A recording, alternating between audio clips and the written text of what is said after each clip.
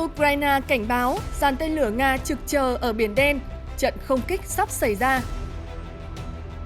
Ông Zelensky hé lộ vũ khí độc nhất của Ukraine, dù kém xa Nga về tên lửa hay lựu pháo.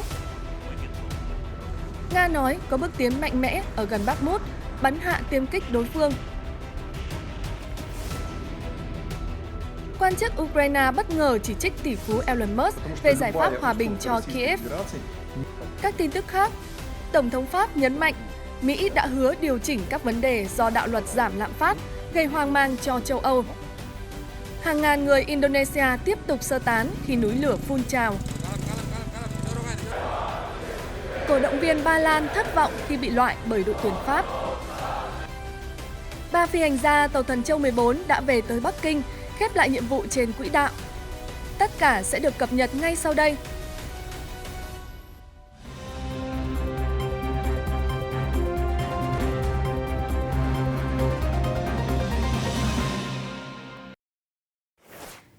Chào mừng quý vị đang theo dõi chương trình Tin Nóng.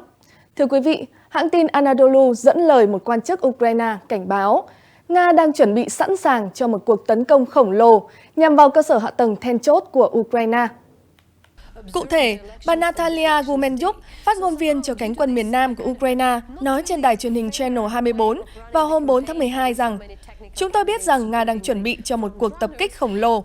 Nó có thể diễn ra bất kỳ lúc nào. Hãy nhớ rằng, ngày hay đêm không phải là vấn đề của quân địch. Mục tiêu của kẻ địch chỉ có một, đó là gieo rắc hoảng loạn. Nữ phát ngôn viên cho hay, giới chức Ukraine đang chuẩn bị các biện pháp đề phòng cần thiết. Quan chức Ukraine nói thêm, trong gần 2 tuần qua, Nga đã không tiến hành cuộc oanh kích lớn. Khoảng lặng này có thể sẽ chấm dứt bất kỳ lúc nào. Bà Gumenyuk khẳng định, quân đội của Kiev đang tăng cường bảo vệ các nhà máy điện và những cơ sở hạ tầng then chốt khác. Bên cạnh đó, bà Gumenyuk thông báo Nga vẫn đang tăng cường hiện diện quân sự trên Biển Đen. Hiện giờ có 21 tàu, bao gồm 4 tàu mang tên lửa tầm xa Kai.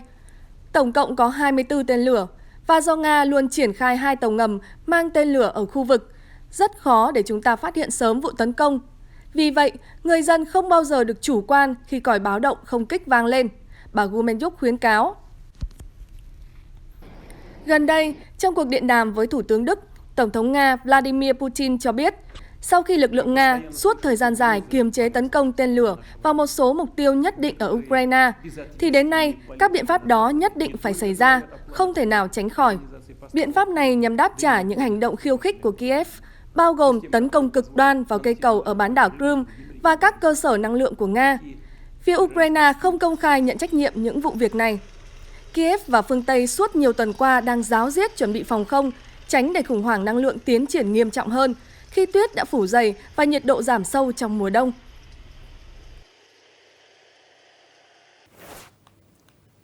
Theo Newsweek, Tổng thống Ukraine Zelensky tối ngày 4 tháng 12 cảnh báo binh sĩ và người dân toàn quốc rằng các trận đánh trong mùa đông chắc chắn sẽ vô cùng khó khăn và khắc nghiệt. Ông còn cho rằng Ukraine có một vũ khí độc nhất mà Nga không có, dù kém hẳn Moscow về số lượng tên lửa hay lựu pháo. Ông Zelensky cho rằng kẻ địch thực sự muốn sử dụng mùa đông để chống lại chúng ta. Nga muốn biến mùa đông trở nên lạnh giá hơn và đau đớn hơn khi ồ ạt tấn công khiến Ukraine mất hệ thống điện, nước và sưởi ấm. Nhưng chúng ta sẽ làm mọi thứ để vượt qua mùa đông, dù có khó khăn như thế nào. Chúng ta sẽ trụ vững, và để bám trụ, chúng ta phải quyết tâm bảo vệ mọi thứ. Tổng thống Zelensky thừa nhận Nga có lợi thế khổng lồ về nguồn dự trữ tên lửa, lựu pháo và các khí tài uy lực khác. Nhưng ông cũng cho rằng người dân Ukraine sở hữu một thứ mà đối phương không có, đó là tình yêu dành cho Ukraine. Chúng ta sẽ bảo vệ nhà cửa và quê hương mình. Điều đó giúp chúng ta giữ được động lực mạnh mẽ nhất có thể. Chúng ta chiến đấu vì tự do, chúng ta chiến đấu vì sự thật, và điều đó khiến cộng đồng quốc tế chung sức giúp đỡ Ukraine, ông Zelensky nói. Moscow ngày 24 tháng 2 phát động chiến dịch quân sự đặc biệt để phi quân sự hóa và phi phát xít hóa Ukraine. Gần đây, Tổng thống Nga Vladimir Putin nhấn mạnh ông không hối tiếc về chiến dịch quân sự, đặc biệt sau khi chứng kiến điều mà ông gọi là sự tàn nhẫn của chế độ Kiev đối với binh sĩ và người dân Ukraine. Điện Kremlin tuyên bố mọi mục tiêu của chiến dịch quân sự nhất định sẽ hoàn thành, dù là thông qua chiến đấu hay trên bàn đàm phán. Đã gần 1 năm từ khi xung đột bùng nổ, Hai bên được cho là đều gánh chịu tổn thất nặng nề về nhân mạng và vũ khí, cũng như các nền kinh tế bị tác động sâu rộng. Hãng TASS đưa tin, Bộ Quốc phòng Nga ngày 4 tháng 12 cho biết, quân đội nước này đã tiến công mạnh mẽ ở hướng thành phố Bakhmut thuộc vùng Donetsk, miền đông Ukraine. Phát ngôn viên Bộ Quốc phòng Nga Igor Konashenkov cho biết, tại mặt trận Donetsk, quân Nga đã tiến công mạnh mẽ, áp sát thành phố Bakhmut. Phát ngôn viên cho hay, nhiều binh sĩ và thiết bị của Ukraine đã bị loại bỏ. Đáng chú ý, lực lượng hàng không vũ trụ Nga đã bắn hạ một tiêm kích Su-25 của Ukraine ở Donetsk, ông Konashenkov thông báo. Phát ngôn viên nói thêm, quân Nga cũng đã quét sạch 3 nhóm trinh sát phá hoại của Ukraine ở Luhansk. Suốt nhiều tuần qua, quân đội Nga và Ukraine đang chiến đấu không khoan nhượng, giành được rồi lại đánh mất nhiều khu vực thuộc vùng công nghiệp Donbass. Bộ Quốc phòng Anh ngày 3 tháng 12 nhận định, Nga có bước tiến nhỏ tại thành phố chiến lược Bakhmut trong nhiều ngày qua. Tuy nhiên, Nga chịu tổn thất nặng nề, không tương xứng với kết quả đạt được khi tiến công Bakhmut, Bộ Quốc phòng ở London nói thêm. Về phía Ukraine, hãng thông tấn Anadolu cho hay, Tổng thống Zelensky tối ngày 3 tháng 12 phát biểu rằng các thành phố Bakhmut và Soledar của Donetsk chính là nơi giao tranh rực lửa nhất và đau thương nhất. Chúng ta sẽ cố gắng hết sức để hỗ trợ các binh sĩ Ukraine tại hai phòng tuyến ác liệt này. Hiện báo cáo của các bên về cục diện giao tranh chưa thể kiểm chứng độc lập.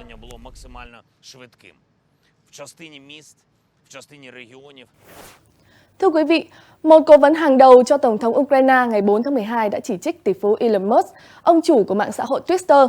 Quan chức Ukraine cho rằng dù là vấn đề hòa bình ở Ukraine hay là vấn đề kiểm duyệt nội dung của Twitter, ông Musk cũng luôn đề xuất các giải pháp đơn giản một cách thần kỳ nhưng phi thực tế. Theo Reuters, cố vấn cho Tổng thống Ukraine, ông Mikhailo Podolyak cho rằng việc đánh đổi chủ quyền lãnh thổ cho nền hòa bình ảo tưởng và chuyện mở lại mọi tài khoản cá nhân trên Twitter nhân danh tự do ngôn luận là các giải pháp đơn giản đến mức phi lý của ông Elon Musk. Viết trên Twitter ngày 4 tháng 12, cố vấn Podolyak cho rằng ông Musk luôn thích những giải pháp đơn giản thần kỳ. Theo Reuters, nhiều khả năng quan chức Ukraine đang nhắc tới việc tỷ phú Musk nêu kế hoạch cải tổ Twitter theo hướng đề cao tự do ngôn luận, sau khi mua lại nền tảng này hôm 27 tháng 10.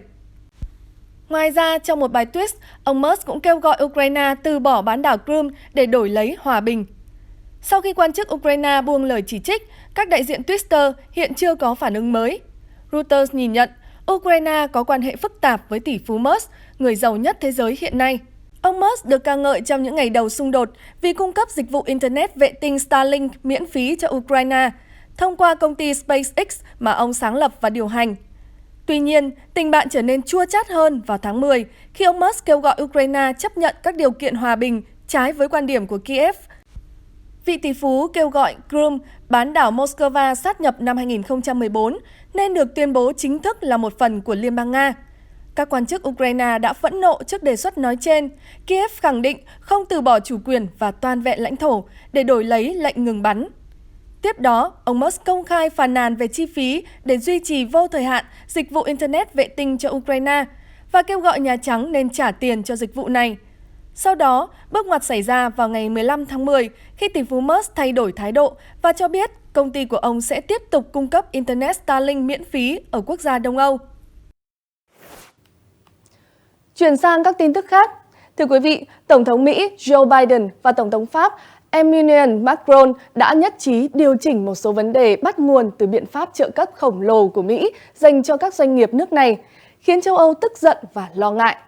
Vừa qua, ông Macron một lần nữa nhấn mạnh Washington đã hứa tiến hành các sửa đổi cần thiết.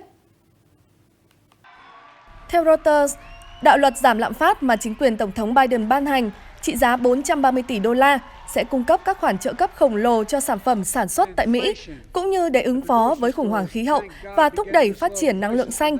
Tuy nhiên, hàng loạt lãnh đạo phương Tây nghĩ rằng đạo luật khổng lồ của Mỹ là không công bằng đối với doanh nghiệp của các nước đối tác khác, đồng thời sẽ giáng đòn mạnh vào các nền kinh tế châu Âu, vốn đã đau ốm do khủng hoảng năng lượng từ sau khi bùng nổ xung đột ở Ukraine. Từ các hãng xe đến nhiều doanh nghiệp sản xuất chế biến khác của lục địa già sẽ lao đao nếu như nguồn vốn từ châu Âu ồ ạt chuyển sang Mỹ. Về việc này, Tổng thống Pháp Macron phát biểu trong chương trình 60 phút của đài CBS phát sóng hôm 4 tháng 12 khẳng định chúng tôi đã nhất trí với Tổng thống Biden về điều chỉnh phù hợp vấn đề này. Chúng hoàn toàn có thể giải quyết. Trước đó, ngày 30 tháng 11, khi phát biểu bên cạnh ông Macron, Tổng thống Biden cho hay chúng tôi có thể đưa ra một số điều chỉnh để tháo gỡ vướng mắc cơ bản cho các nước châu Âu về đạo luật giảm lạm phát. Hàng ngàn cư dân tỉnh Đông Java của Indonesia cảnh giác cao độ vào thứ Hai ngày 5 tháng 12 sau một vụ phun trào núi lửa dữ dội. Reuters cho biết giới chức Indonesia đã ban hành khu vực cấm trong bán kính 8 km xung quanh núi lửa và yêu cầu nhiều ngôi làng phải sơ tán toàn bộ. Một phát ngôn viên của Cơ quan Tìm kiếm và Cứu nạn Quốc gia Basarnas cho biết với Reuters, giới chức tỉnh Đông Java đã triển khai nhiều đơn vị tiến hành giải cứu và sơ tán người dân xung quanh núi lửa Semeru. Phát ngôn viên nói thêm, hôm qua ngày 4 tháng 12 trời mưa lớn khiến mọi thứ trên đỉnh núi bị cuốn trôi xuống. Nhưng hôm nay, đến giờ không có mưa, tình hình tương đối an toàn hơn. Hiện không có báo cáo thương vong và giao thông hàng không chưa bị ảnh hưởng. Núi lửa Semeru cao gần 3.700 mét, phun trào lúc 2 giờ 46 phút theo giờ địa phương vào hôm Chủ nhật ngày 4 tháng 12. Người dân địa phương chia sẻ nhiều video cho thấy núi lửa thải ra cột tro bụi khổng lồ trên bầu trời. Đám mây tàn tro đang bao phủ nhiều cánh đồng và con đường, khiến bầu trời biến thành màu đen kịt, dung nham, đất đá nóng chảy cũng đã tràn xuống sườn núi. Giới chức cho biết, người dân đã đi xe máy tháo chạy khỏi vùng thiên tai, gần 2.500 người đã buộc phải sơ tán. Cơ quan ứng phó giảm nhẹ thiên tai Indonesia ngày 4 tháng 12 đã đặt tình trạng cảnh báo cao nhất đối với núi lửa Semeru. Giới chức khuyến cáo mọi người tránh xa núi lửa ít nhất 8 km và tránh xa 500 m từ các bờ sông do nguy cơ dung nham chảy tràn xuống. Năm ngoái, núi lửa Semeru phun trào đã khiến hơn 50 người tử vong và hàng ngàn người mất nhà cửa. Ngọn núi cách thủ đô Jakarta khoảng 640 km về hướng đông. Gần đây, phía tây đảo lớn Java cũng trải qua một loạt vụ động đất, bao gồm một cơn địa chấn khiến hơn 300 người thiệt mạng vào tháng trước. Indonesia có dân số 270 triệu người, nằm dọc theo vành đai lửa Thái Bình Dương, là một trong những quốc gia dễ xảy ra thiên tai nhất thế giới, theo Reuters. Đất nước Đông Nam Á này có tới 142 ngọn núi lửa. Động đất mạnh 6,7 độ đã tấn công khu vực nằm giữa vùng lãnh thổ Samoa thuộc Mỹ và Tonga vào ngày 4 tháng 12 vừa qua. Trong một video do người dân ghi lại, có thể nghe thấy âm thanh rung chuyển giữa cơn địa chấn.